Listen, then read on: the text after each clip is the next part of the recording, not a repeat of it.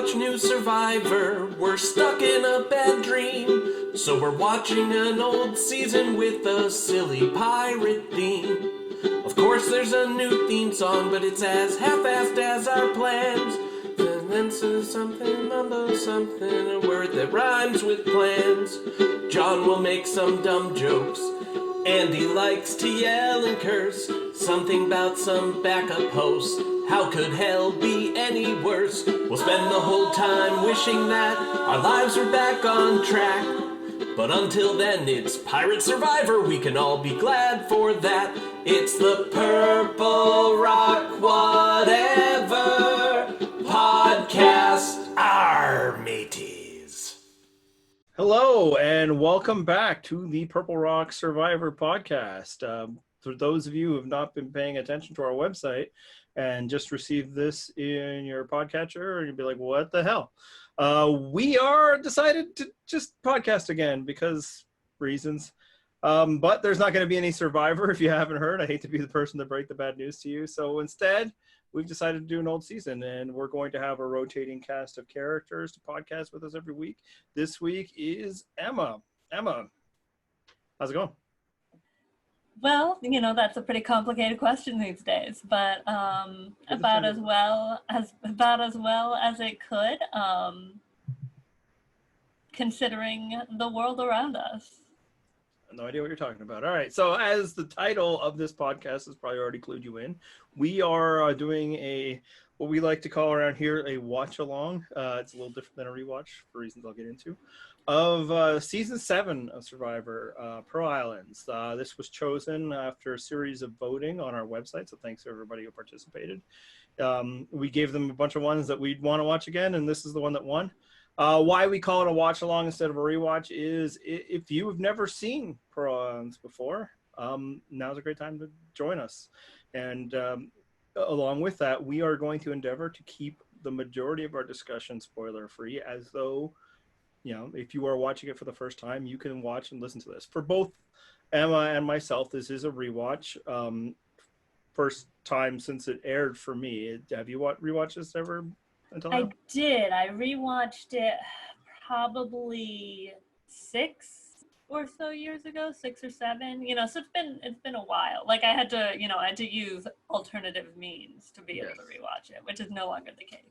6 or 7 years. That's like a lifetime ago, at least for one person in the room. Christopher. Hey, look at this. So another thing I'm doing a little differently this season is I am watching this season with small people like this guy, with my family. We're going to watch this, and how the watch along is going to work is we're doing one episode per week. We're not going to do it in bunches. We're not binging at all. We're trying to recreate the experience of watching Survivor on a weekly basis and then podcasting about a weekly basis. It won't obviously be the same.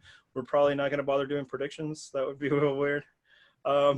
But yeah, you'll get our perspective and a little bit from there. So Christopher, what do you think of this season? I liked it. Yeah, I mean, I guess not this season, this episode. This is the 3rd season of Survivor you've watched, right? Kind of in your head, yeah. So we didn't finish the... No, we actually did finish Africa, except we skipped the reunion.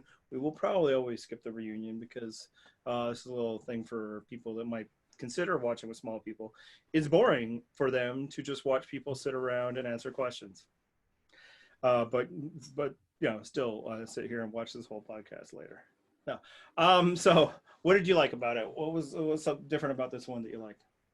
I like that I like that they're actually set to an island that actually pirates used to be on.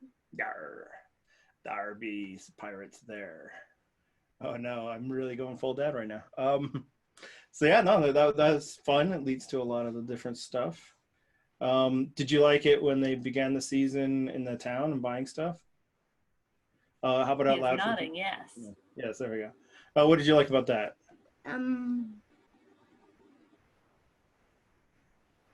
He hesitates as he thinks. It was different. I mean, you've been watching Survivor for so many months now. Yeah, They've never done that before. I watched the first 2, skipped the... Yeah, we watched the 2nd and the 3rd season with that. So, like the first one. Yeah. You want to keep watching this season? Yeah, so we're going to watch again next week. All right, you have anything to say to Emma or the fans? We voted. We voted? Not We me. did? Oh, they voted. How we give everybody a notice, and not everybody, but a good portion, remind them that they should register to vote. If you're able to vote, you should register. All right. Good night. Talk to you maybe next week. I mean, I'll probably talk to you like tomorrow. But... Oh, Andy's going to wait a whole week to talk to his I child. gotta These are the sequester things him. he does for the Fair. podcast, everybody. You can go now. Should all be honored. It's like a preview of what our discussion is going to be like, only I might not let Emma talk that as often. Sayonara. Sayonara, bud.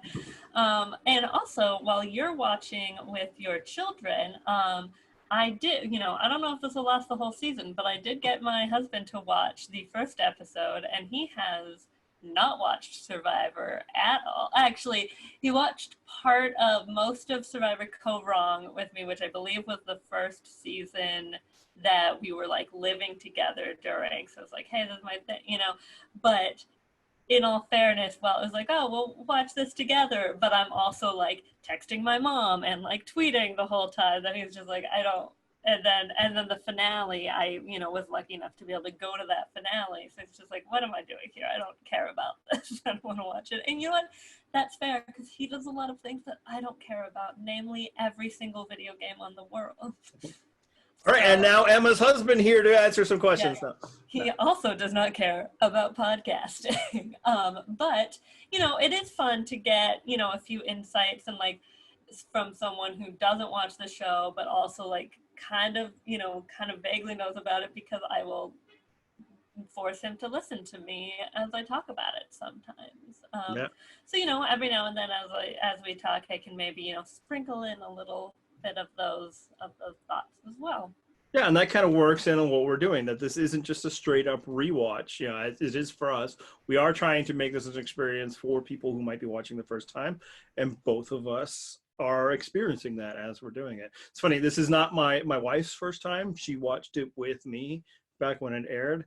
And she listens to the podcast all the time, so you'd think she isn't, but she is such a casual that she cannot remember who won this season, which, if you have that information, is kind of funny. So we encourage you all to join in. If you've already watched the season and you don't feel like doing this rewatch, that's fine. You should remember it, and you can still listen to the podcast every week. But we're trying to create something here. So if you're looking for something to do, there should be at least an hour of your schedule opened up that is not going to be taken up by this, or frankly, much other television right now. Like, some shows are coming back, but most of them aren't either. Hopefully this can be fun, at least until the world falls apart. All right, so getting into this season, how'd you like it? How'd you feel about the premiere? Is this, let's start off with a less broad, more specific question. Is this the best season premiere in Survivor history? I would say no. I think it's hard to top Heroes versus Villains, and then I think also for super fans, Winners at War, while it personally for me, like, definitely an enjoyable season, but wasn't like a super top one for me. That premiere is just so like magical. I think this is definitely a fun premiere, but it was something. I haven't watched an old school season of Survivor in quite some time, whereas you just recently watched Australia and Africa, which are really old school. And it was interesting seeing, like, I know this is a season that's talked about as being like a particularly exciting premiere and all that, and I did kind of find sometimes of it being a little slow, like once they're at camp, and just been like, and I feel this way too about, like, it's nice to hear more about characters and stuff than we always get to sometimes, but sometimes like I don't feel like I know these people that well after like a full hour without commercials talking about it, and it's just kind of chilling and hanging out and not knowing to look for a well and that sort of thing. I wasn't bored or anything, but it was interesting seeing such a different pace. Yeah. Well, this is a 90-minute premiere, so it is over an hour without commercials. I think it clocked in. I think mine was like 64 minutes, so I was just something rounding. But thank you. But yeah, that makes sense. Like, it's an extended premiere, so that might explain why. they seem to like jump into the downtime much faster than what is expected. Yeah, I think a lot of people do comment about this being the best ever, or maybe one of the best ever, maybe best newbie beginning ever. And I think it's because they did some unique things in it, and I think that's really important. For ranking is why like a season that had something. So as much as people like to maybe yawn about gimmicks or complain, and boy are there a lot of reasons to complain about some of the gimmicks, at least it helps something stand out in your mind. Because I don't know if I can answer to heroes versus villains, winners at war would be the ones that leap to my mind too. But it's like I generally view seasons of Survivor more as a whole, so I don't remember episode by episode as much. But this is certainly like a unique way to begin the season, and that gave it a lot of energy. Yeah, I would say more so than like the premiere as a whole, it's maybe one of the more exciting openings. Yeah. If you think of that first opening sequence. So let's talk about the opening, because obviously what really set it off, I think what people like, is the going into town and buying their own supplies gimmick, which led to a lot of great moments. Obviously, like Rupert stealing the shoes. Rupert stealing the shoes is exciting. Sandra having an extreme advantage over everybody and helping her tribe. And I gotta say, I did not remember just how imbalanced. Like I remember that Sandra did well in this, but like that other tribe barely had anything, and it's like they just kept coming with more supplies. It was like you might need 2 trips. Yeah, I mean, there's no denial that, because it's like they're not in this like quote unquote like obscure place or like far-flung island. They're in Panama, which is a country that speaks Spanish, which is a very common language for Americans, especially for Sandra, who is of Puerto Rican descent. And like, I'm sure there are people on the Morgan tribe who knew like some high school Spanish, but as someone who has been doing Duolingo for well over a year every day, it's just not the same. Like I can read Spanish pretty well, but hearing someone speak to me is so hard. And thinking of the words myself is still so much harder. And so to have that fluency is like as you said, like an extreme advantage, but it's also like, I would never say it's, and I'm not saying you're saying that, but like I would never, call it an unfair advantage, because maybe a tribe has an advantage because someone, knows how to build fire, is just very strong, or, everyone comes to the table with, is Joe and Glove. But yeah, everyone comes to the table with different things, it was an Olympic swimmer or whatever. So they were. Well, I don't think it's unfair, other than the way that all these things always are unfair. Sometimes some people are better at things than you. It's just this was her moment to shine, and I think it was more than just the language. Obviously, the language thing, but like she was comfortable in that environment. She's immediately like engaging with people, and and she's the negotiation. You obviously, it helps if you can speak the language, but you still have to have that skill of negotiating, and a lot of people don't. And so I think I was just gonna say something, but that might be too spoilery, so I stuffed myself. But there's gonna be a lot of that this season. Like, we're trying our best. We are gonna have a section at the end where spoiler warning, leave now, and then we'll just kind of go at. And that'll allow us to kind of talk about things that affect the full season. But when she comes home with that entire barbecue, it's like this is the one time where it's not crazy that they were drinking alcohol on Survivor, because they probably had perfectly full stomachs because they just had to eat all of that chicken.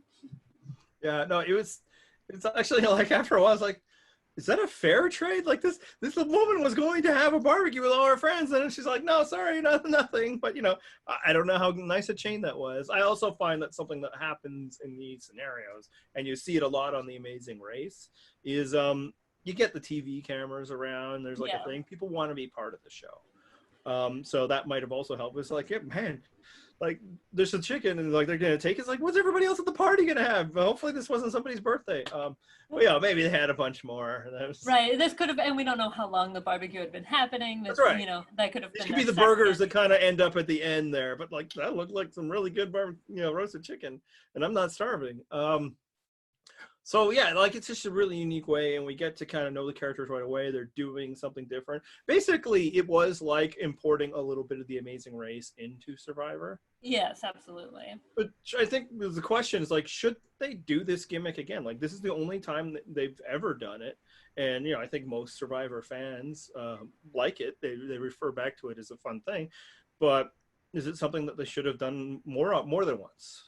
Or should do again? It is an interesting question because it is something that was fun to watch, but I think there is also part of it is that sense you were mentioning of like, is this a fair trade, and like, is there some like ickiness there going on? And obviously it depends on also where they're located, because not every island, obviously everywhere they go has civilization and people act like it doesn't, but like obviously it does, but some places are definitely more remote than others. Like that is a full town, and like, so not everywhere's going to have that like infrastructure, but the opposite problem, like just outside of where they're filming is like resorts and stuff, right? It's like we'll give too much modernity into the mix of the aesthetic of the show. Definitely. And then I think there's also there's the sense of like people, if it ends up like this, like where it fully ends up being like a haves versus have-nots thing, because when it's so overpowered, then that might end up lessening the amount of drama later in the season. Or you have, they were able to work around it, but you have the Drake tribe being like, oh man, we didn't even think to buy clothes, and like having that be an issue. Where the Morgan tribe, you have Austin sold his clothes, and so now he has one pair of boxers that doesn't even seem to fit, which how do they already not fit? That is something I was wondering. Yeah, but I mean, like most people underwear fit at the beginning of a Survivor season, right? If it was the end of the season, I get underwear that fits. And no, not really. It's not so much. This is a great argument for boxer briefs over boxers, because then you're not just focusing on the waistband being fitted. Like, I feel like they're probably more likely to stay up, but not my area of expertise. But I think there's it's fun in that moment, but I think there's potential for to end up having long-term impact over a season. My mind is like, it is something that they could have maybe done another couple times, but it's like it would end up being like most Survivor, like the little things, in that people would figure out how to game it and it would lose all its joy and fun, right? Like this is what's happened with the auction and the challenge where you pick who you're targeting, and people like would start bringing stuff that's like good at even like specific like luxury items, like all this, like as soon as people start like finding ways to hack it, to the degree like a lot of people like, I don't want to win the family challenge, or is that it, they just have to get rid of it, and that would happen here, and it probably wouldn't take that long, because what was fun about it, it was chaotic, and you get to see all the choices people make, whether some of them really bad, some of them really really well, like what Sandra's able to do versus what Austin does. It's just mind-blowing. And I mean, we're going to get into Austin. He makes a lot of choices in this episode, and I don't know if a single one of them was good. Than this, where sure, I won't need anything but ill-fitting underwear for a month and a half. That's insane. Not to mention just making a dazzling first impression with the women on his tribe by being like, by just suggesting like, oh, there's these old men at the village. It's just this is a family podcast, so we're going to keep it clean, she says, almost certain to swear up a storm later. But just like, and what Nicole points out is that it's not just that he suggests that, but that it's basically the first thing he sent to them. Yeah, it doesn't know their names. Yeah, which is the bigger problem. Like, you really need to be able to have an established rapport with people before you suggest that they sell their bodies. They whore themselves out for a TV show competition. Yeah, I would say I don't know what level of relationship I would have before I would get that. Like, you and I know each other pretty well, and I still don't know if I'd be like, what could really help the podcast, Emma. Well, I don't know how well that would really help, though, let's be honest. Well, honestly, the demographics. So like you see all this panicky action, and like I should have wrote it down. I'm not sure what tribe is what. Which is Morgan is bad, Drake is good in this episode. Right. Morgan behind. All right. So Yeah. the Morgan tribe just up and leaving their stuff there. Like, yeah, it leads to, Rupert has a genius idea of doing that. But even just what did they think was going to happen? Like when they arrive on the shore, one person from the other tribe is watching, the stuff they leave behind, is watching their raft. And they're just like, well, this must be the raft, the deposit area. Like, or they really thought that they were outsourcing the security of their things to somebody else. Like, forget the whole piracy and all that. It's just like, he could have just been like, all right, I'm done catching my breath. Now I'm going to carry this stuff out here so somebody else doesn't take it. Right, anyone else could have stolen it. And I also love the moment when he does take it and is giving it to, his tribe mates. And as soon as he just says like, oh, they're stolen goods, and Johnny Fairplay just instantly tucks it under his shirt. It's just like, oh, okay. Like, no, it's like, this is not his first time shoplifting. He knew exactly what to do.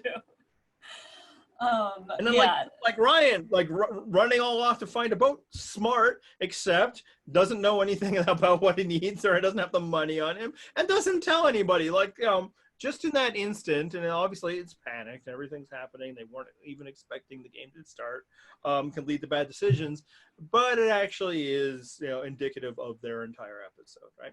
Right, this really showcases Morgan being kind of the messy tribe. Yeah. So it's interesting all that, but like if we, by the second, maybe the third time it would happen, it wouldn't be like that at all. They would arrive, they would form a game plan, and it would just be mechanical. Everybody would know like the main things. Maybe there'd be like one or two wackadoos who are all like, no, we should get something like this, and they get shouted down, and it would just become rote. So honestly, it's probably best that it was a one-time special thing. And then the other issues that you started to get into.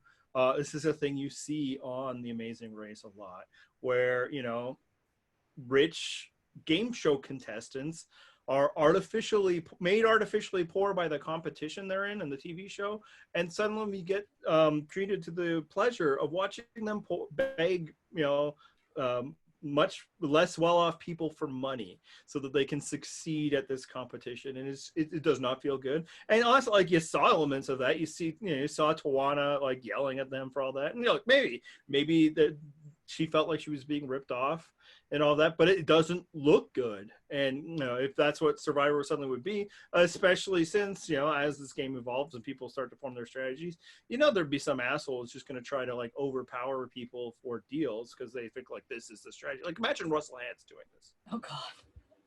Yeah, and like when that Sean is wearing a Armani suit, it's like, and is wearing that, at that time is still wearing it, in the village. It's just like, you don't want to see someone like that haggling. Yeah. It's just, yeah, it would be. Or like Austin, didn't he like sell one shoe to somebody?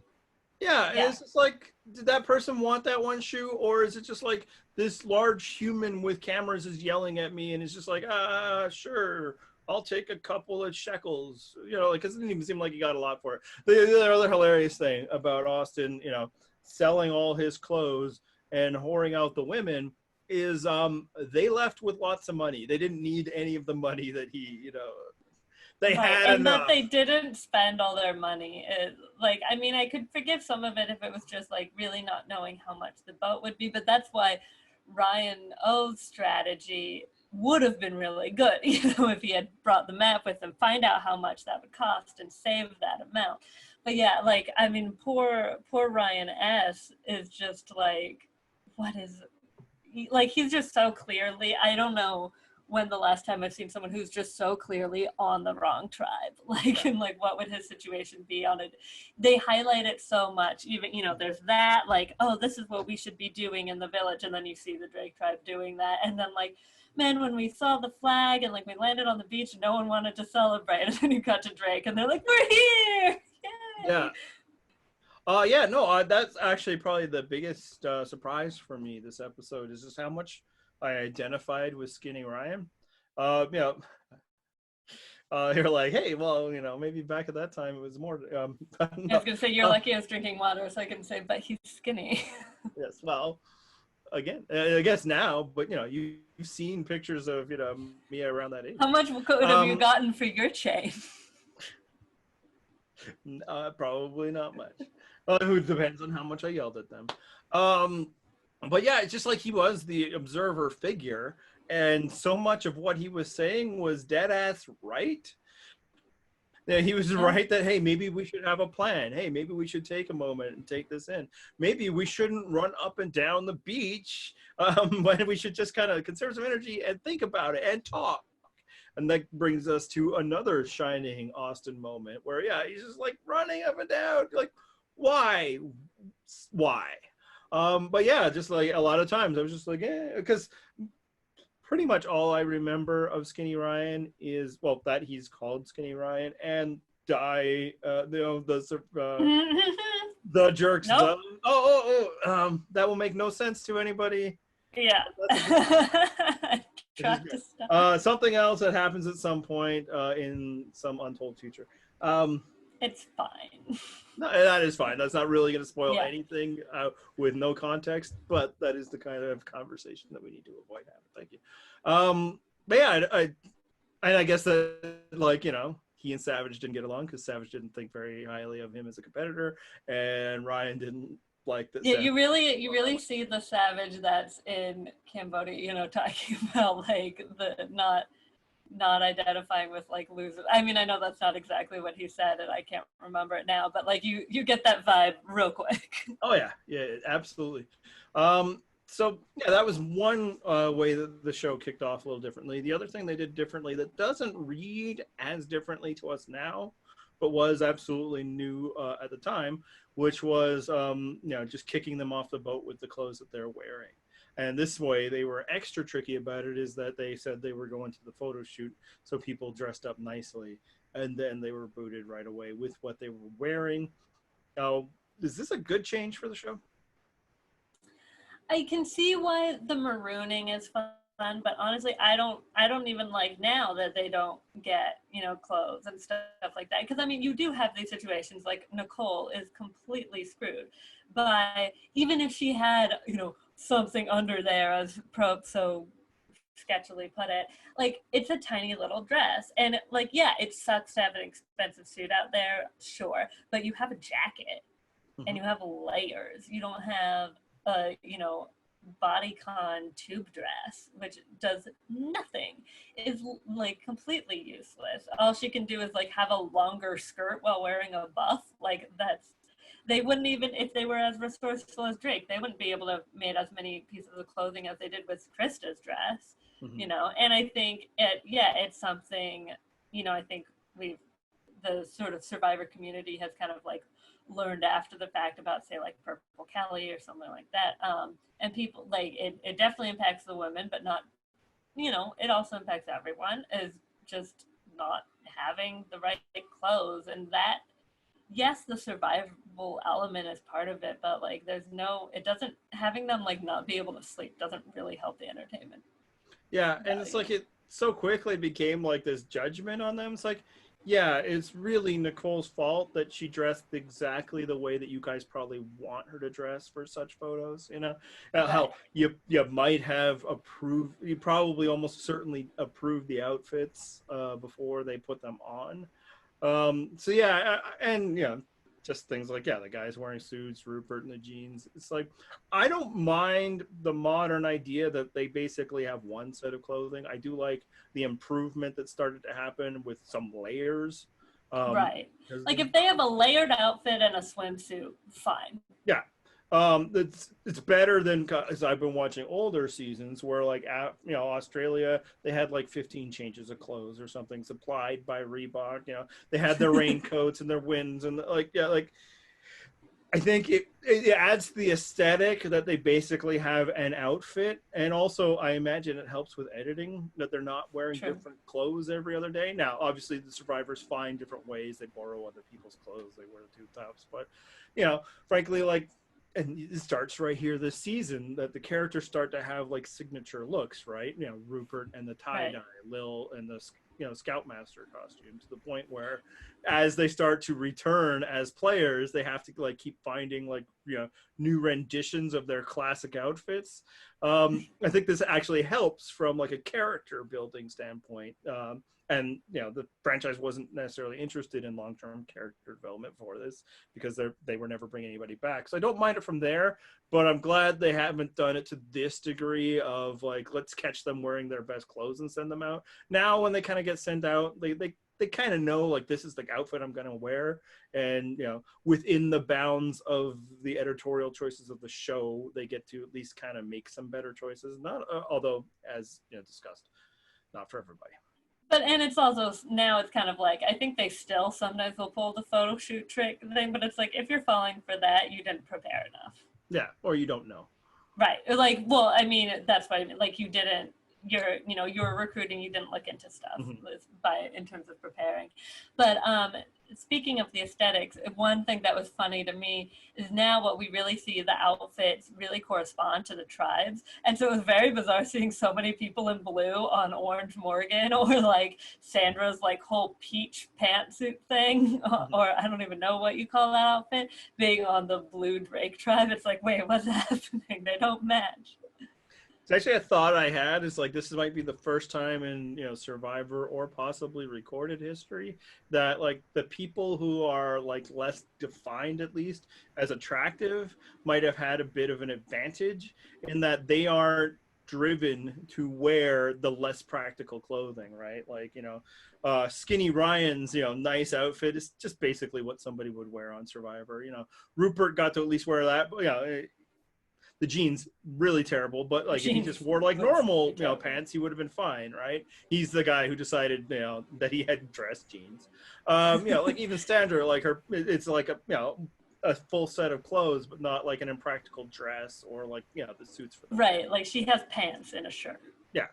So it's almost just like the people who aren't coded as having to, dress up in, sexily for the women or business suits for the men, ended up, having a bit of an advantage. Like, if he were in, possible like track pants and a sweater, maybe Austin would have kept his clothes, right?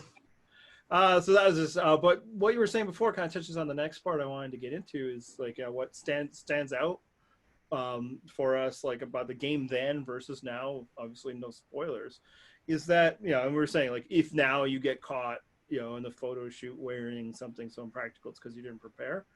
I think that's honestly the biggest thing that really stood out for me this episode. And it, it has in the previous ones, but at this point we are 7 seasons into Survivor, so it feels a little less new for the people, but still how much people screw up in ways that you just don't see in modern Survivor at the beginning, and in ways that I just don't think you could get now in Survivor. And this isn't to say that like people don't go on Survivor now without having watched it when they were cast, but other than like some really bizarre like examples, like maybe like a JP and HHH, or like Vince from like Worlds Apart or something, most people who appear on the show now will have had some kind of passing familiarity with it. Either they are super fans and they'll know everything we're supposed to do, or there's enough of that type that the tribe can lean on, or you get cast and the entire history of the show is at your fingertips. You can watch it, you can catch up to a degree if you choose to. Yeah, I don't think you're getting people anymore who don't think to check the map for where the well might be, or even consider that they have a well. Like, it wasn't just that they thought, because I think now it maybe isn't always on a map, or something. I don't even know. And there is a map, really. You have to like look for it, but like they were looking for a stream of water, like just, I mean, and so yeah, that was something where we were, when we were watching it, we see the Drake tribe, you see them first find the well, right? And then the other, then the Morgans are looking for it. And my husband was like, don't they have a well? Like, what? Don't they have like a water supply? And I was like, well, remember how the Drake tribe found it? And so once they eventually get the map, he's just like, oh my God. Yeah, no, that was brilliant. And I'll say, in terms of spoilers, like Matt had already talked, like he had watched before, I think either of us, yeah. He'd mentioned on the Slack, it's like, oh my God, I forgot that they didn't even, like, they went a day without water.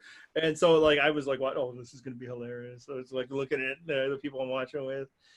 they probably didn't find it as funny, but it's just like, yeah, it's insane. And it's like, that's the sort of thing that you could get then that you're not going to get now. You know, they would know, and even if there's somebody out there that's clueless, 9 other people wouldn't be, right? They'd be like, okay, this is what we do here. Like now it'd be like, you know, where the shelter is already roughed in from like 5 previous seasons.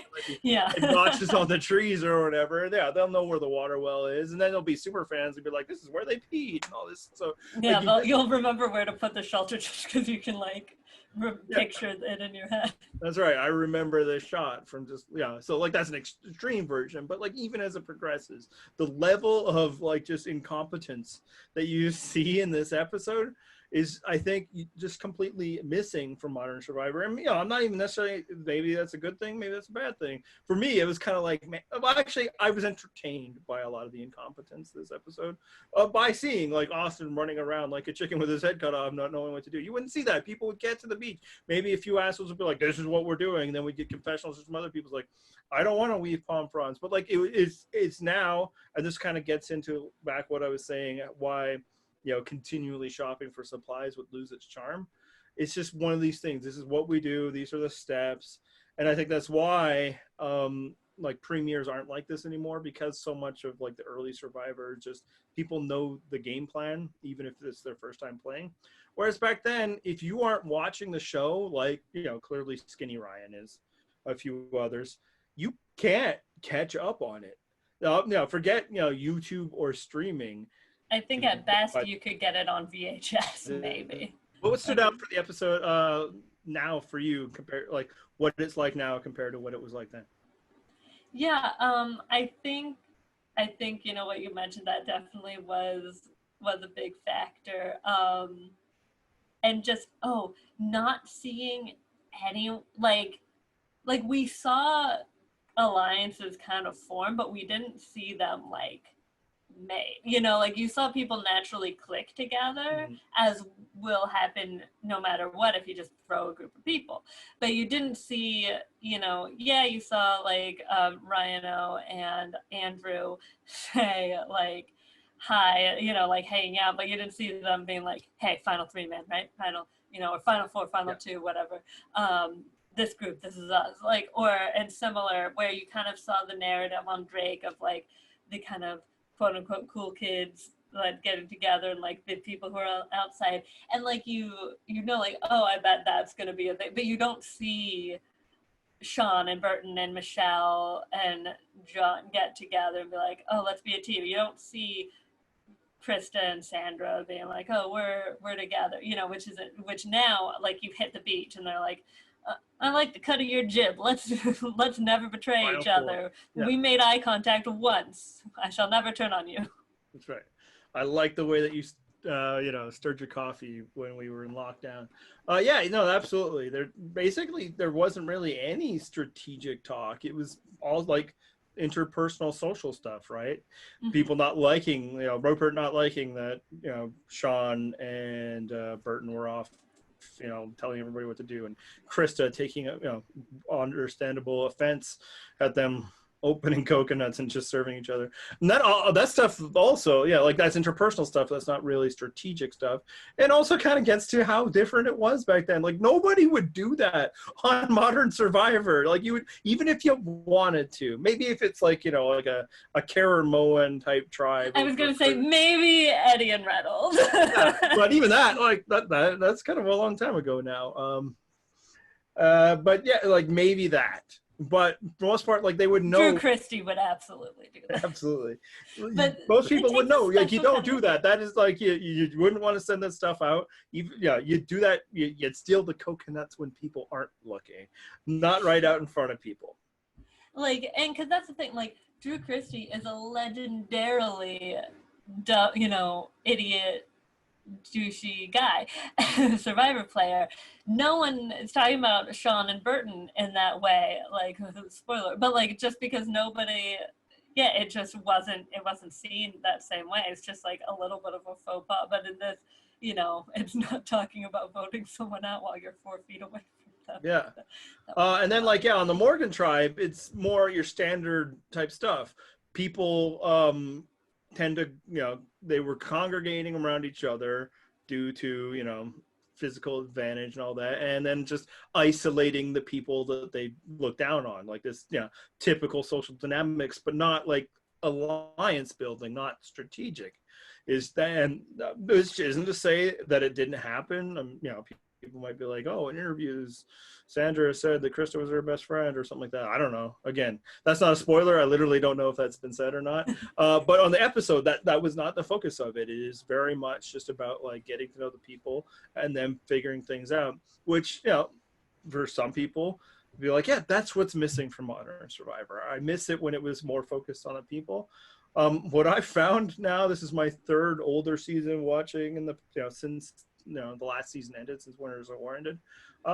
Yeah, I guess I don't really care for that stuff as much as I thought. Like, I enjoyed it when it happened. You know, you and I have watched Survivor, not together, since it aired, because, you know, you were about as old as Christopher, I think, and I was, you know, a college student.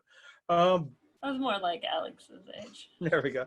But so, you know, I enjoyed it as it goes, but is what going back, it's like, yeah, it's kind of nice, but it's also like, you know, some of it feels slow. Like it seems like night 2 and they're already talking about, like, we're already getting the going fishing montages and stuff. And it's like, in a Modern Survivor, like, there would not be time for that in the premiere. We've got, you know, challenges and, you know, extraneous gimmicks that might be unnecessary, and, you know, meeting all these people, extra people that are now, and then we got to get to the voting, and it had more time to breathe. That was nice, but it was also just like, man, the people really don't know what they're doing. Yeah, I think really the only strategy we saw, you know, happened to actually lead to the vote off, which was Tijuana, once she hears her name is being thrown out by Nicole, is like, well, then fuck it, let's vote her out. Yeah, and I guess the flip side of that is Nicole trying to, you know. But even that was because she didn't like her. Yeah.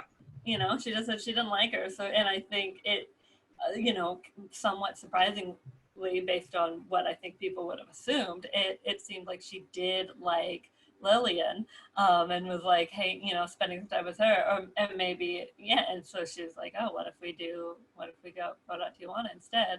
But look who had the stronger social bonds there, I guess.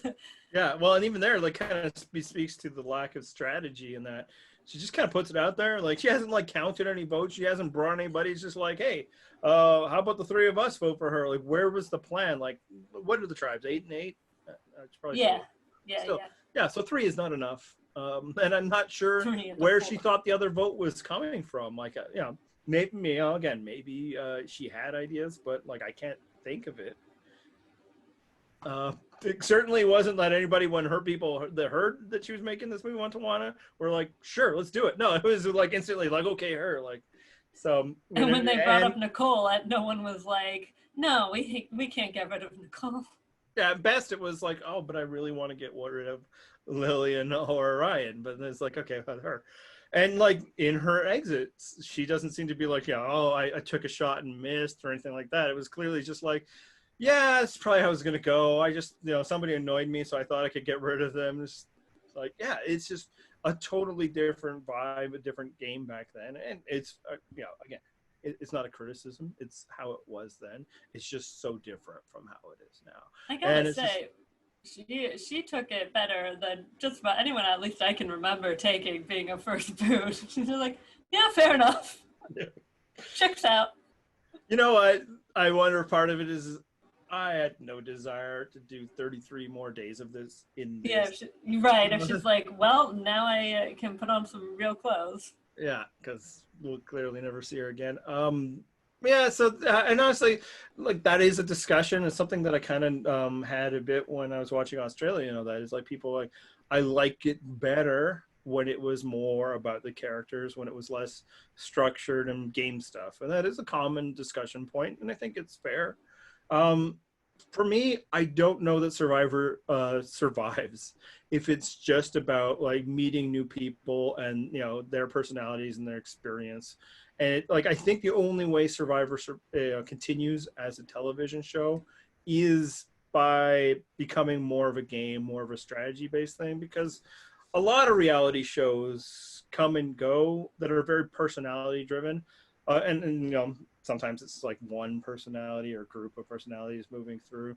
Sometimes it's like meeting new people all the time, and they usually kind of start to peter out. And what I think sustains shows like this is that it's hard to always find new ways to make new people interesting, but games refresh themselves. We will continue to watch sports, even though they generally follow, maybe not this year, the similar thing of the games go and end, and then we have a champion at the end. It's the same similar structure. There's comfort in that structure, and I think Survivor had to start becoming more a contest among people who wanted to play a contest and kind of knew the contest. I think, just relying on, finding standout characters. Obviously, when it's at its best, it's doing all of those things. But I think we had to lose some of the stuff that, we're seeing right now because the show wouldn't continue. I don't know. Does that make any sense, what I'm saying? Yeah. Yeah, it does. And I feel the same. I think I'm more drawn. Like, yeah, you like to know about the people, but it's ultimately, we're in this for the game. If we weren't, you and I would watch a lot more reality TV than we do. But and also I was just curious, now that we're talking about who was voting out, did your boys have any thoughts about who should have been voted out, or did they agree? Yeah, now they're at the stage where they don't really know that many people. Right, yeah. I think Christopher wanted Austin voted out. Yeah, that was absolutely what he wanted because the underwear. He didn't want to keep watching the underwear that didn't fit. And he's like, so I think he felt like, because he doesn't have clothes, he should go. That was very good. Chris Alexander, just outed my kids, but I think I've done that for years now, so who cares? I'm not sure. I think you introduced him. He was on the show. Yeah. Well, no, the other one. I think he wanted. I don't think he had a preference. Actually, no, I know for sure. He was sitting there and he's like, I don't care because I don't know these people yet. Fair enough. Yeah, I once Morgan lost, I asked my husband. I was like, okay, who would you get rid of? Who do you think you should go? And his first off the cuff thing was Austin because he seems divisive. And then as time sort of went on, they're discussing. I was like, okay, who do you think it's gonna be? And so he was thinking for a while, probably Lillian because she wasn't connecting with people. And then obviously once Andrew brought up Ryan, Skinny Ryan, he was like, okay, well, it seems like they could go that way.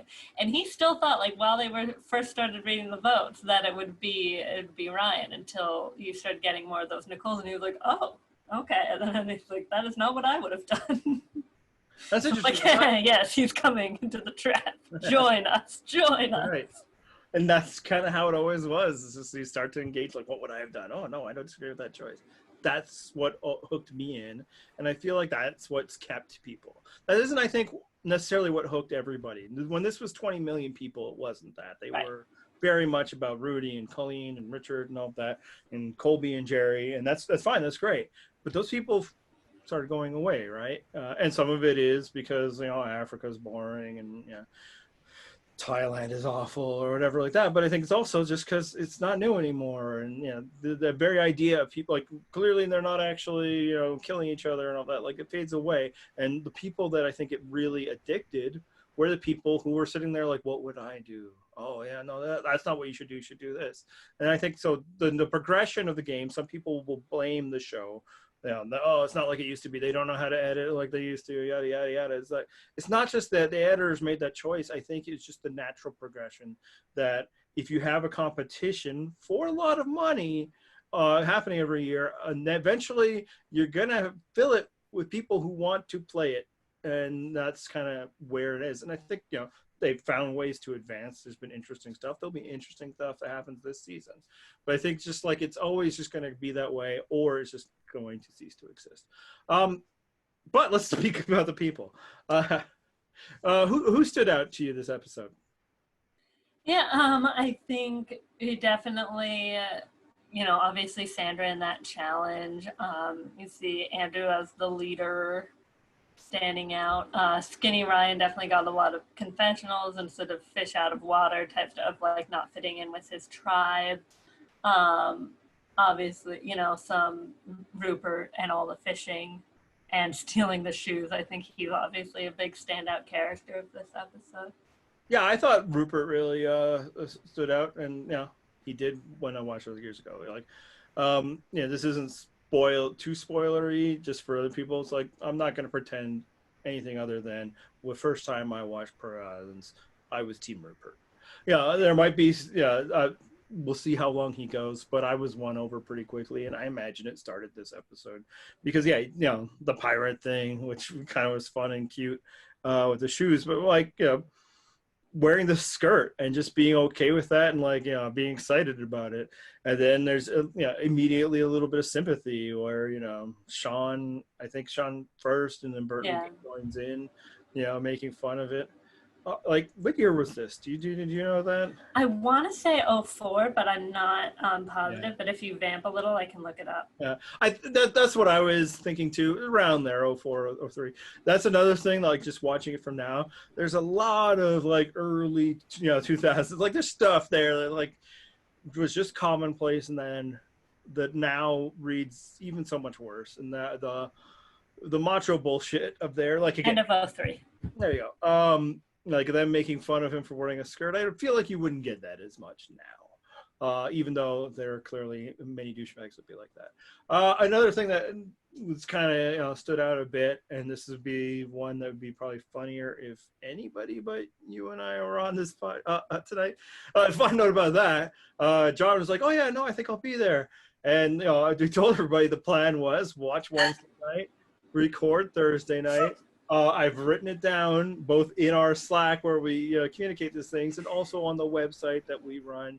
And then, that's what the plan was. So then we're about to start, and I'm like, "Hey, we're waiting for you." He's like, "What?"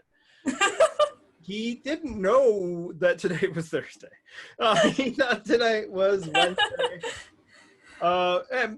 But the part about that is so he thought tonight was Wednesday, but he still hasn't watched the episode. So you failed on both levels. But maybe he thought for him, we do record late. So it's we'll have time before on Thursday, which is Friday. Because I'm we record Thursday night and post Friday like we've done forever. For 7 years.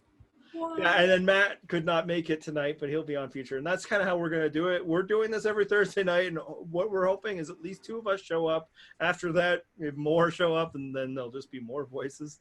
But yeah. What's going to happen the 1 week that it's just one person? It should be me. If it's anyone but Andy, we're in trouble. Honestly, I have no desire to do this all by myself. I would be like, "Oh, doesn't that guy ever shut up?" But yeah, with Fair Play, it was kind of funny where he was talking about how funny he is, and then the show kind of juxtaposed it that he's less that he's the funny guy and more like he's just an obnoxious drunk who thinks he's funny when he drinks. And that's clearly got to be the first time that that's ever happened in recorded history. And this is the part where I would have gotten right. It was funny if anybody that we were talking to now drank alcohol. What a shame Brad isn't podcasting with us this season. Oh, wait. We're really cool, you guys. But yeah, I mean, I thought it was funny too, especially because it does show, they did still show people laughing, but it was still sort of in that way. Even the cool kids were laughing. It's just oh yes, this is this clown we keep around. Yes, he's the court jester.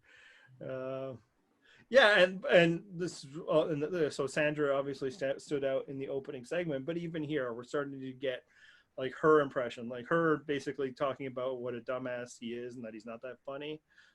It works here, and hopefully we'll see it for more of the rest of the season. Yeah, that was delightful. I'll also say while we're on the subject of her, I asked the husband who his winner pick was, who he thought. He took a long time to wait because that is not something he does because he doesn't want to. So it's just wait for. I like Sandra for it, and I was like, why? Because I realized wait, I asked this question and it's impossible for me to respond because I can't engage how I normally would be. Yes. So just why? And she seems smart and everyone else seems dumb. So I'm okay. I gotta say that feels like something that either you'd have to be like an elite time Survivor watcher, or maybe somebody who hasn't watched Survivor at all, because I think most people would not pick like the small person. And again, like elite ones is just that they'll pick any nerd or like any darling. Like that's who my winner is. Like anytime that we have like our pools, a Sandra type would get picked and not do well. I mean, that's how it goes. But yeah, it's interesting because I wouldn't have expected somebody a newbie. Yeah. I should have asked that question to people I was watching. Well, you can do it next week. My wife, but she would pick somebody who has returned at least. But right. And that's like probably why she's like, do I remember them for this or that? Yeah, because neither of my kids picked out a favorite just yet, which is a little unusual. It's actually kind of funny. It says like they were going into the final immunity challenge. Alex is like, which team do you like? Because he was trying to bait his brother into picking one side so he could pick the other side, because that seems to be how they watch Survivor, always in opposition. Now, I think they both. You can never watch Palau with them. It'll break them. Yes, I know. Yeah, interesting. And why did you choose that?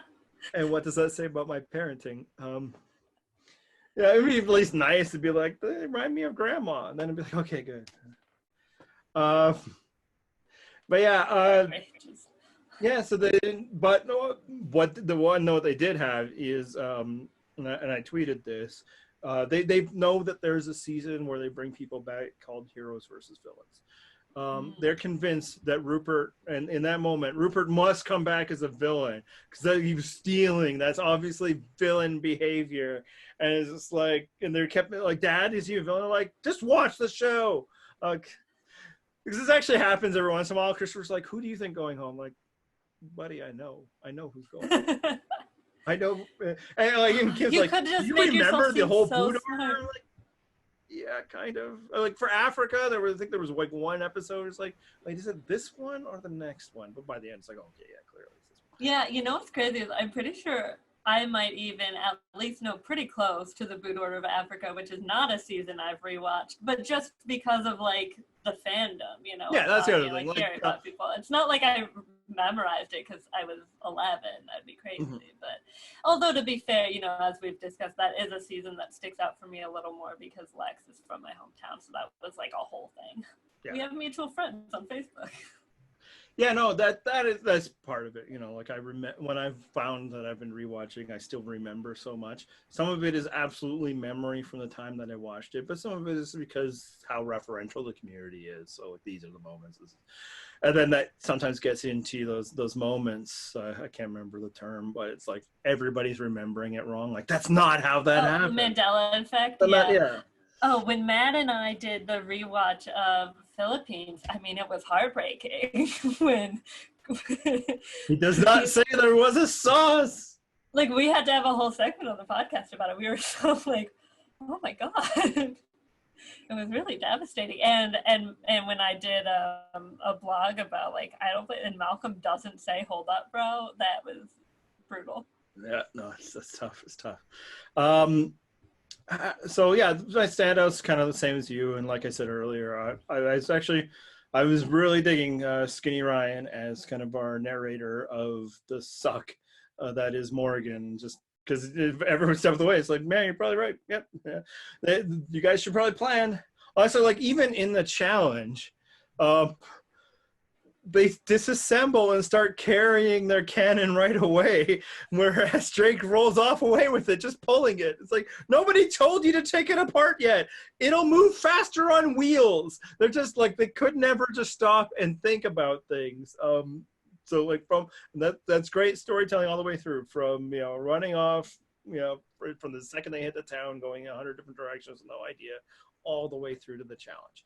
It was really wild that they almost caught up just because they got like stuck in the sand. It's a bit wild, but honestly, it's just poor challenge design. Right. The Drake tribe has to move all the obstacles, and they just need to walk behind them. And every once in a while, like Drake would put something back up. The first thing was like the side by side, but yeah, I was noticing that was the rock path too. I was like, wait a second.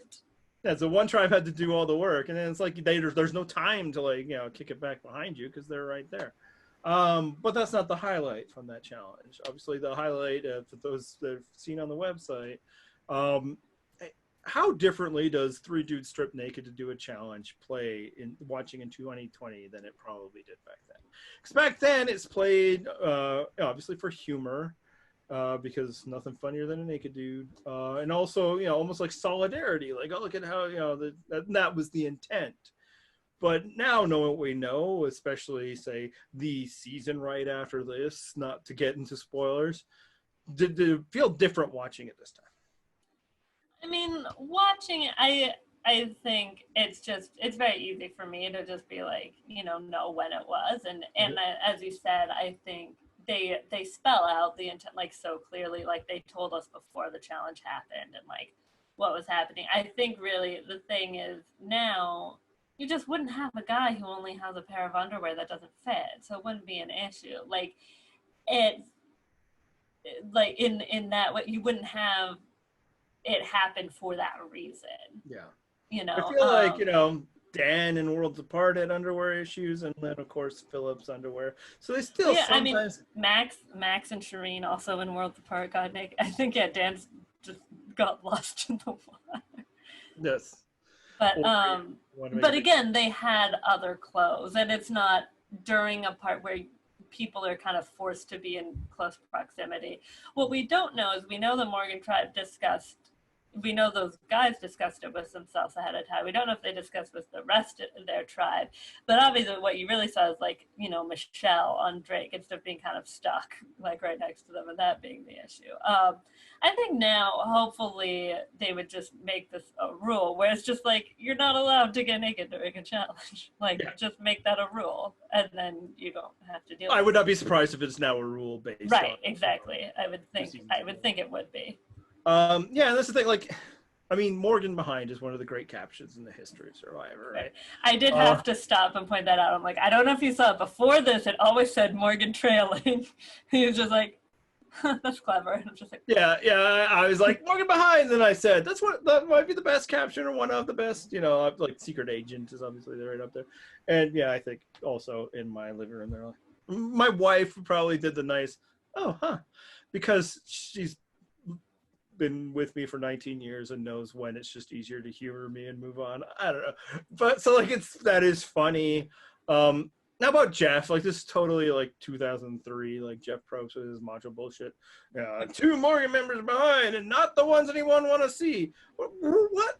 Yes, nobody would want to see super muscular Austin and Brian O naked. Yeah, absolutely. It really did throw me off at first because the way he said it, he said like to Morgan men. Like, so I was like, this is like you're bummed that it's not no, Savage. Those are actually exactly the three I would pick. If you had a top two. And then, Savage gets naked too. Yeah, I mean, he's a dilf. I'm not going to lie. Yeah, and is it more like, the way he's structured, like not the guys you want to see? It's just like, is it that for Probst is like, if it's not Burton, just get the fuck out of here. I don't care. But because it's great that way. But yeah, the other just in the 2020s is like, yes. But what's interesting is just like right, that was almost grosser than like the guys getting naked because at least their rationale was something about just like not making Austin feel embarrassed. Yes. Whereas Jeff was like, don't we rather see women naked? Yes. We'll give them peanut butter and everything.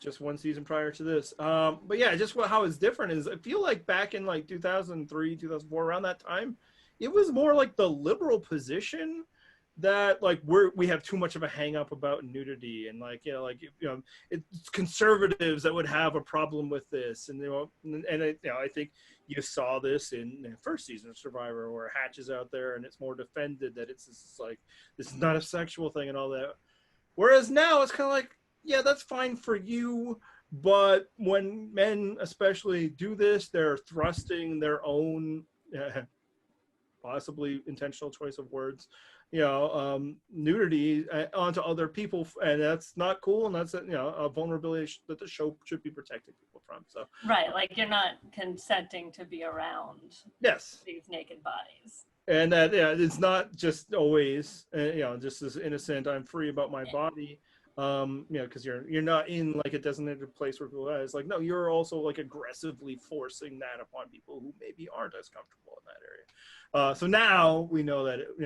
maybe not cool, but then it was mostly probably for comedy.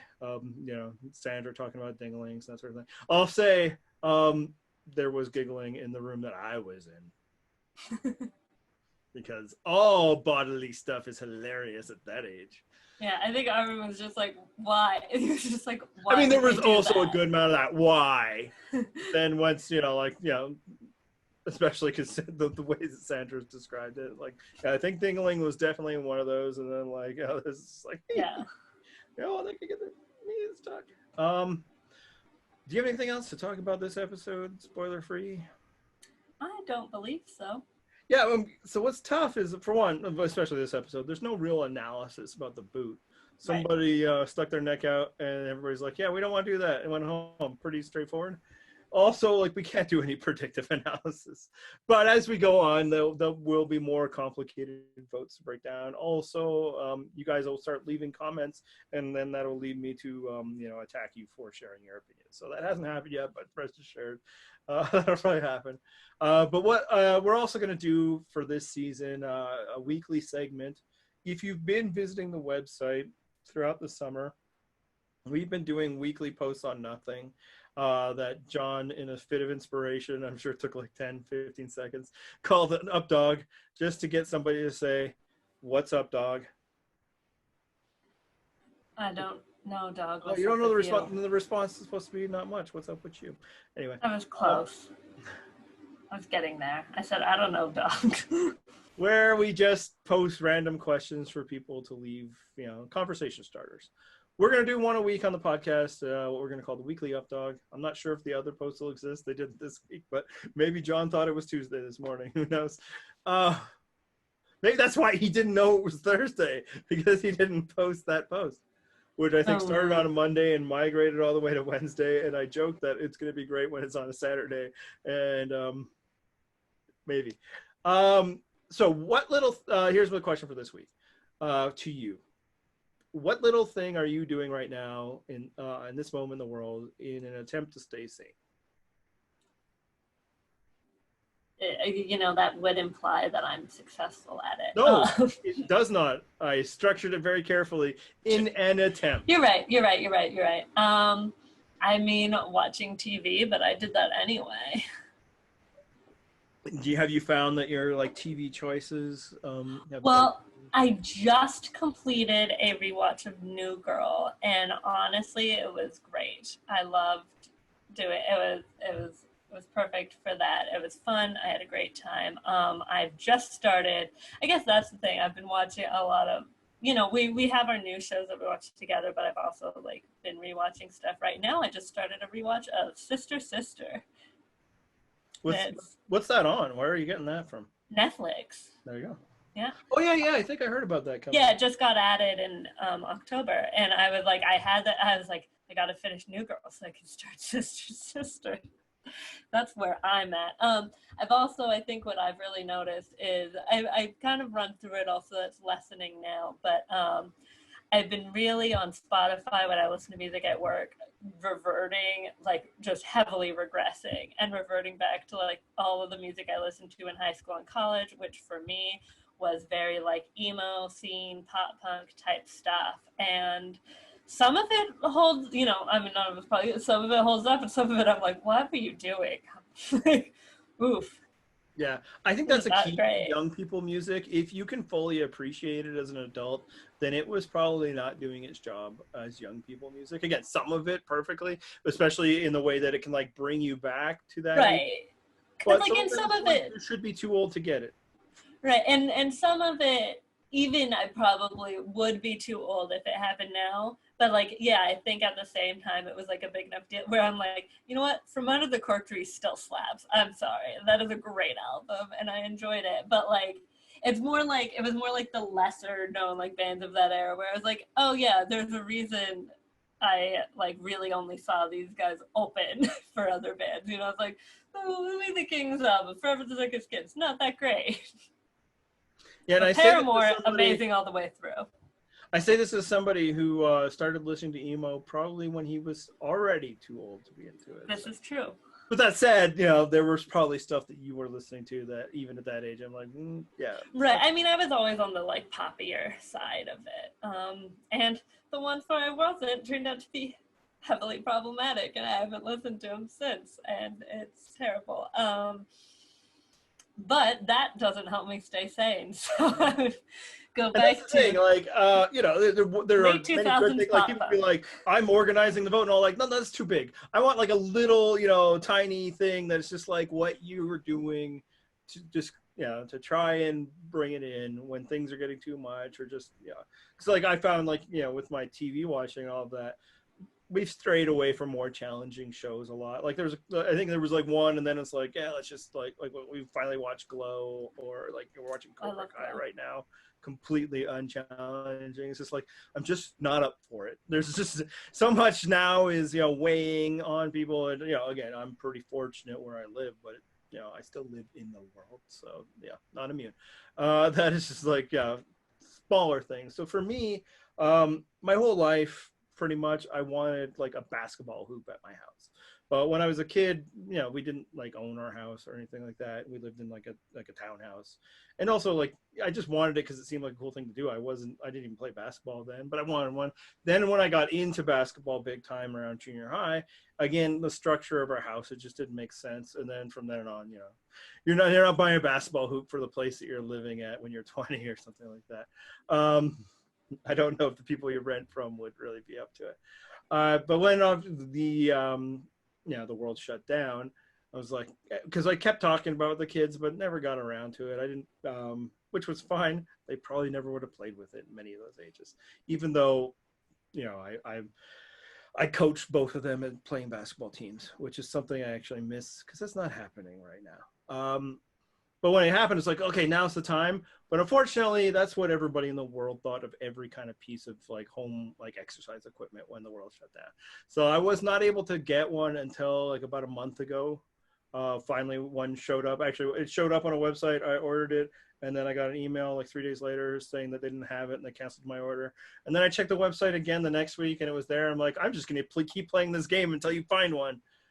And they had one. So I find every once in a while, just going out to on our little carport and shooting baskets to be a good way to release some levels of stress and anxiety. Obviously, a lot of times I'm playing with my kids, which sometimes becomes a little difficult because they keep wanting to play like a game of horse or whatever. My skill level is a little higher than theirs, so I'm like, well, what can I do that they could conceivably do? And then when I get bored, I do stuff that they have no chance at doing, so I can end the game. But even just going out there by myself has been pretty relaxing. And also led to a fun discussion amongst us of the rankings of like the PRP in basketball. And what a great discussion that was. Like many So of these sad. things, barely anything separating and always pretty pathetic. But when you're comparing against everybody else, there's a thing. Which led to the promise, I think. I interpret it. God, I want to know that. If we ever have the ability again to get together, the prime motivator will be a PRP 3-on-3 to really finally settle the discussion. And that would be the saddest 3-on-3 competition of all time. Saddest thing. Also, if I can add, because I just realized when I was talking about the TV, what I should have mentioned, I was remiss to not mention, is I think because I was thinking of quarantine as a whole, and this has only been maybe the past month or so, but I've gotten very into watching RuPaul's Drag Race. I say this because I know a lot of people in our community will be glad to hear about this. Largely with Brad and Em, talking to them, but Brad has truly been my shepherd through this process of telling me which season to go with, and then go that season. He gave me an abridged of one season where he's like, this season's not good, but just watch these episodes, so then you can watch All Stars too. So yes, I am on episode 3 of season 9 by the time that by tomorrow, I will, I've been watching about one. I've been watching, like, I'll watch one during my lunch break, and then the next morning during breakfast, I'll watch Untucked for that episode, which means nothing to you, Andy, but it will mean something to the people who watch. So I've now seen seasons 6. Seasons. I was naming in the order I watched, but I've seen seasons 5 through 8, only part of 7, and All Stars 2, and I'm 3 episodes into season 9. And I love Bianca Del Rio and Katya with all my heart, and that's been great. And yes, it's fantastic. I'm very happy watching it. All right, so in comments, obviously besides commenting about the episode, leave what you think, little thing that you've been doing in an attempt to stay sane. You can let us know if the attempt has been successful, or if it has, maybe a percentage hit rate. Hopefully it's closer to my shooting percentage than, say, Emma's. But yeah, leave that in comments. I was on a basketball team in middle school. That's right. I'm sure the middle school basketball team you're on was quite fierce. We lost every single game. And so this thus ends the spoiler-free portion of the podcast. If everybody who's listening, you can obviously engage and comment on our website, and that's at purplerockpodcast.com. The podcast, you can subscribe in all the various different places, Apple Podcasts, Stitcher. If you are a Google Play person, let me know if that's still a thing and if that's working, because I think it's switching over to like YouTube Music, and I did that right or I didn't do it at all. We're also apparently Amazon's doing podcasts now, and we got an email that apparently I filled out a form several months ago to get us on there. We are. Or you can subscribe on YouTube. You can follow the show on Twitter. That's Purple Rock Pod. I am at Purple Rock Andy. I am Purple Rock Emma. And next week, we're going to talk about the next episode of Pearl Island. So hopefully you'll join us then. And then if you are watching for the first time, now's the time to stop. For everybody else, spoilers. Spoilers. 3, 2, 1. We're now going to talk about kind of observations from this episode and how it relates to the rest of the season. So knowing what we know about how the season goes, what really stood out for you this episode, if anything? It was interesting. I feel like there were sprinkles of foreshadowing about the Outcast twist. Yeah. I thought, just there seemed to be like a lot of mentions of like the game's not over until your torch is snuffed. But that's the thing. That's what kind of like, or more, right? Like that. Right. I was actually wondering, because when Jeff said, I think he's the one who said something like that, I was surprised that he didn't code it.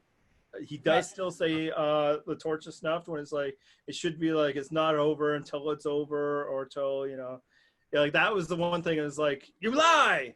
It's still going to go even past the torch snuffing. Because you also have that conversation specifically with Skinny Ryan and Lil, who now, I was trying much harder than you. I was trying really hard to, that was the other thing of using the names that they're still using at that point, because Savage has been like almost only called Andrew, and Lil has been called Lil sometimes, but a lot of Lillian, and then weirdly from Savage a lot of Lily, which I'm like, okay, let's not be too familiar.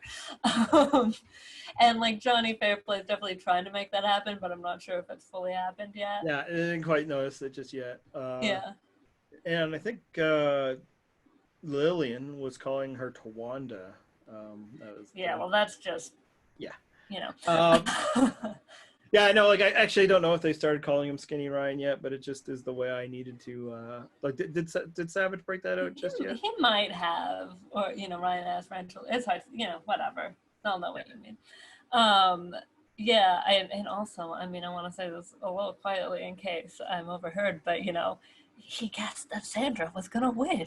Yeah, and like, crazy. I was starting to get worried when I was saying, it's like, I feel like the way I said it did not give away that you'd be right, because Super Survivor fans are most often wrong. When you first said something, I was worried, but as you kept going, I was like, no, the way you're describing it makes sense. You're talking about the demographic. But I will say, like, this episode is like a big Sandra episode. Like, when you're building for sure the case of why she was a winner, like this gets mentioned in it, and it's what's strange is that it is a first episode, but like this is a moment where she stood out, and it's not, as I said, it's not just because she knew the language. You see the way she deals with the people on the island, and you see the way that like everybody, now obviously part of it is because they were just like really grateful that they have a communicator, but like people started to gravitate and work with her in that moment, and I think it buys her a lot of the capital that I think propels her probably at the beginning part of the game, where someone like her would normally be a target. She's, you know, not white, and also, you know, small and a challenge liability. But I think she was such a hero in that moment that I don't think anybody will think of it. Also, they won't lose for a bit.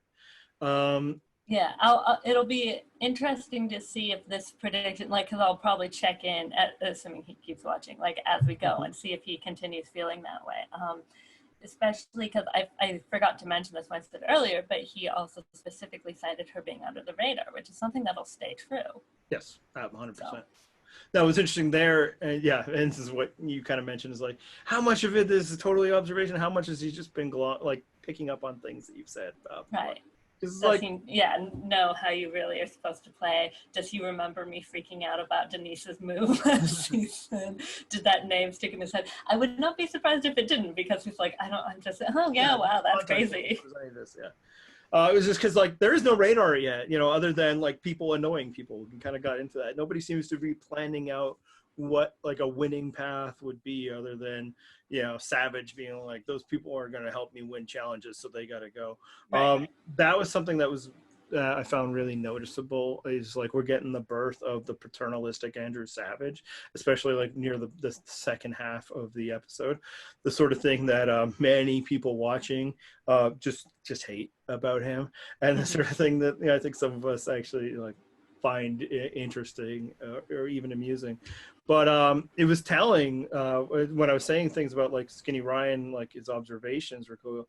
It's even like how the way he was saying is like, the instant somebody suggested Andrew as the leader, it wasn't questioned. It was just like there. And it's like, could there be a more succinct example of how privilege and racial bias works in Survivor than just that moment? Right. Hey, you should be the leader. Everybody's like, well, of course it's got to be him. I mean, just look at him. I mean, to be fair, just look at him. Yeah, well, the thing is, like, ultimately it wasn't a bad choice, right? Like, you see Austin trying to lead, and he sucked horribly at it. You know, you saw when Rhino stuck out there, again, not great. So it's like, Lil is not assertive at all. Would have been a good choice. And of course, you know, would never get the opportunity. But other than that, but it's like, Dara doesn't speak. It is the right choice, except that, you know, clearly his leadership works with a certain type of person, and 100,000% does not work with another type. You know, he could be a varsity coach, but he couldn't even coach JV. No, and yeah, you wouldn't want him coaching youth sports, where it's like just, you know, parents throwing. Where you're there to have fun, to learn things, and it'd be like, no, you guys are good, blah, blah, blah. But yeah, again, you know, his daughters are competitive, you know, sports people, probably worked on that. Huh. Anyway, he's hot. That's just how I feel. And yeah, it's just like, so the older, you know, white male, attractive, is just like, yeah, of course you're the leader, and it's just like this distinct thing. Like, again, it's not a terrible choice, although they lost big, and they're going to continue to lose until the other tribe decides not to.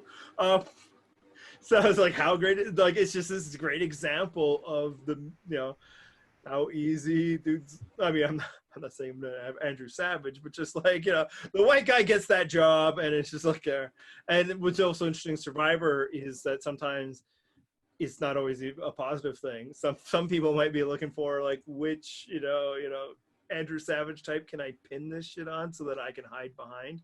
Right. I mean, only a couple seasons ago, Hunter got voted out early for being a Savage type. Well, I think we even saw it. Like, I think it wasn't Nicole who suggested, like, we need one, but it's not going to be me. Right. Like, she doesn't want that. And it's funny because... It's funny that she's the one who says that, because she ends up sticking her neck out anyway. But fast forward many years later, when Andrew Savage comes back, absolutely, they were people using Savage's vanity and desire to be this way. Yeah, that got Jeremy halfway through the game. Yeah, the winner of the season was part of his plan. And, you know, again, to be fair to Andrew Savage, it worked, right? Like, they didn't go to tribal council now. it's more about one of those unfair advantages that I think that Andrew Savage is necessarily his leadership. They had a Joe and the other team didn't. But yeah, it's kind of interesting. Like you see it start to develop here, like near the tail end of the episode where they're finally like, hey, we need a leader. And I mean, within the narrative, they kind of did. This is the tribe that was, just not making any mutual decisions. Yeah. But you'll also see that like his decision making is very much top down and exclusionary of the people like Lil, like Skinny Ryan. And that'll come back to bite him.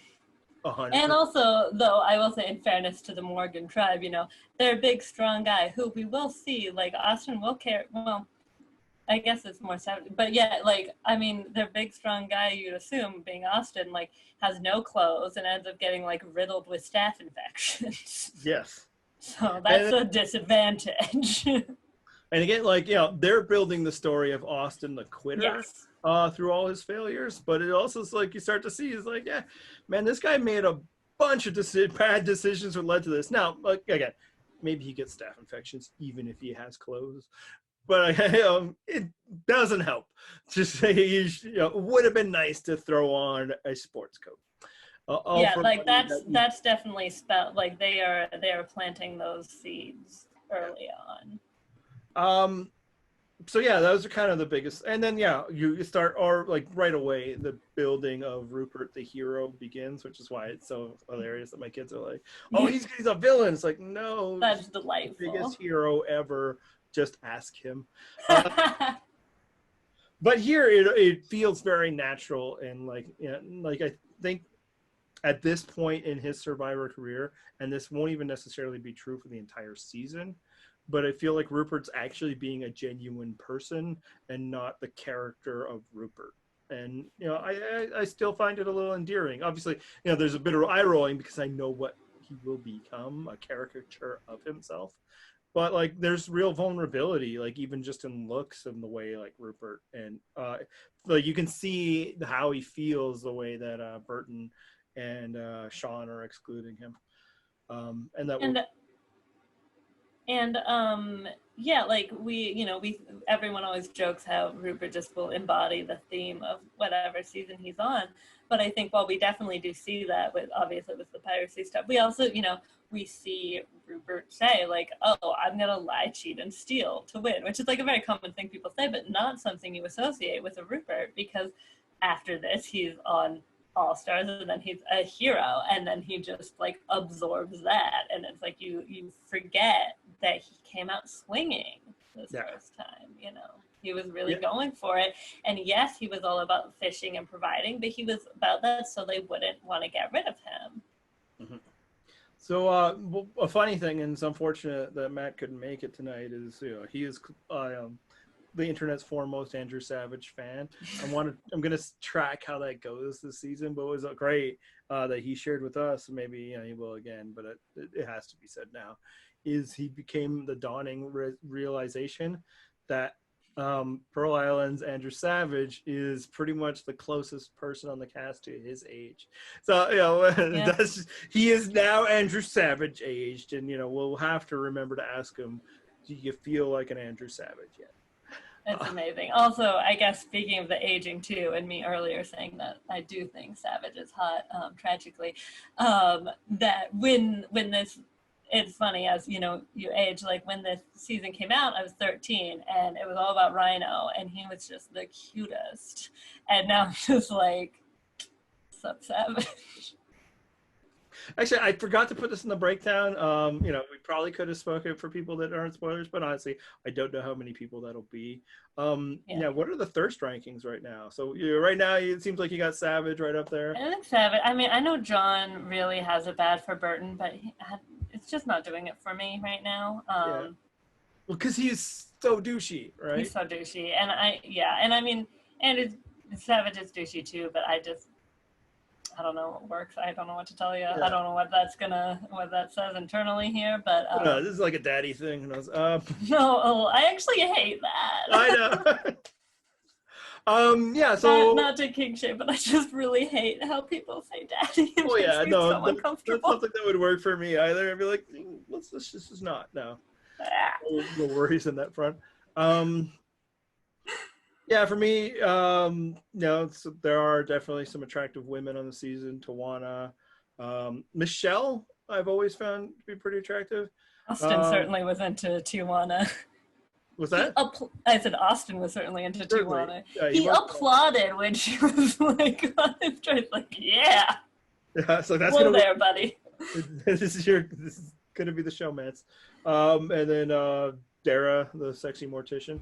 But I gotta say, like, right When her joke came up, my husband like laughed. I was like, "What's funny?" He was just like I know there are morticians, but like, just that being a Chiron was funny to. yeah. But I gotta say, like, yeah, none of them are standing out 100% yet. Well, they're an SD. It's the dudes, I think, the first episode that were really doing it, because I mean they weren't wearing many clothes, right? Like the ladies are still like trying to wear the whatever outfit that they have, whereas like I mean they didn't all get naked, but you know the shirts were off right away and they were Right. So you know on this Good time. the third scale right now, I think those that are into men are getting better served thus far, and we'll have to track that throughout the season. That's all I got for this week. You got anything else? Yeah, no, I don't think the spoiler section is going to be that intense, especially on a premiere. Yeah, it's just like basically Sandra looks good, and we'll have to see how much the narrative is about her going forward. Fair play's already obnoxious. Yeah, but not fully, right? But not fully. Right now, it's like drunk and obnoxious. We don't quite see. Yeah, Rupert starting. We're starting to see why he was so popular. But still has to build, and we're starting to see why Andrew Savage lost. It is funny seeing like the cool clip, of like Burton, Sean, and Michelle, and knowing they'll all go out pre-merge. Obviously, Burton comes back, but it's like, I mean, I should have included them in my cool kids rankings back in the day. I don't think I did, but I think they were probably just surpassed over the years. Yeah. Right? All right, that's all. I've already told you how to subscribe, so let's hit the music.